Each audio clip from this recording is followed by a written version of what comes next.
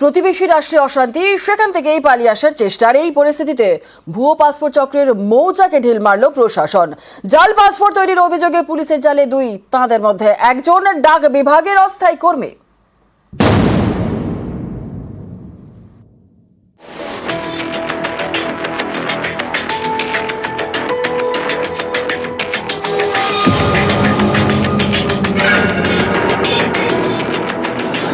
বাংলাদেশে অশান্তি, এমনই এক পরিস্থিতিতে গত 30শে নভেম্বর কলকাতা থেকে ধরা পড়ে এক বাংলাদেশি, নাম সেলিম মাতব্বর।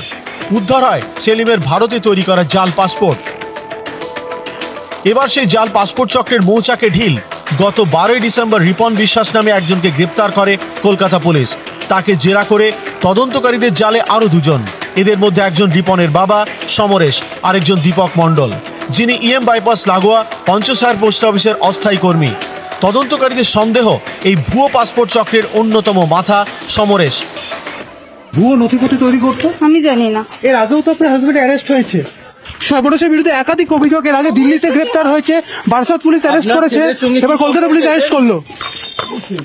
আপনার ছেলের সঙ্গে কি সম্পর্ক এদের?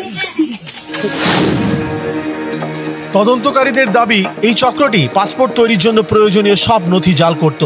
ভুয়ো পাসপোর্ট তৈরি করতে প্রায় 2 লক্ষ টাকা নেওয়া হতো। এখনো পর্যন্ত তারা 250-র বেশি পাসপোর্ট তৈরি করেছে। ভুয়ো পাসপোর্ট চক্রের অন্য একটি মামলায় আগেই এনআইএর হাতে ধরা পড়া একজন, তার সঙ্গে ধৃত সমরেশের যোগ পেয়েছেন তদন্তকারীরা। নথি জাল করার অভিযোগে আগেও সমরেশকে বেশ কয়েকবার গ্রেপ্তার করে পুলিশ। গত কয়েক মাস ধরে অশান্ত বাংলাদেশ, আক্রান্ত হচ্ছেন সে দেশের সংখ্যালঘুরা। অনুপ্রবেশ রুখতে সীমান্তে চলছে নজরদারি। এই পরিস্থিতিতে গত নভেম্বরে নিউ টাউন থেকে 4 জনকে গ্রেপ্তার করে মেঘালয় পুলিশ। পরে আরেকটি ঘটনায় গ্রেপ্তার করা হয় আরেক বাংলাদেশিকে। যারা গ্রেপ্তার হয়েছেন তাদের বেশিরভাগই বাংলাদেশের সংখ্যাগুরু। অভিযোগ, এদের অনেকেই এদেশে এসে ভুয়ো পাসপোর্ট তৈরি করাচ্ছেন। এই জাল পাসপোর্ট তৈরির অভিযোগে এবার কলকাতা পুলিশের জালে আরো 2 জন।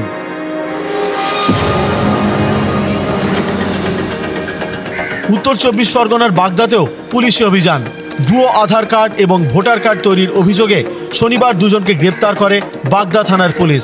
ধৃতদের একজন সুমন কুমার ঘোষ, আরেকজন অসিত দাস। নিউজ 18 বাংলা।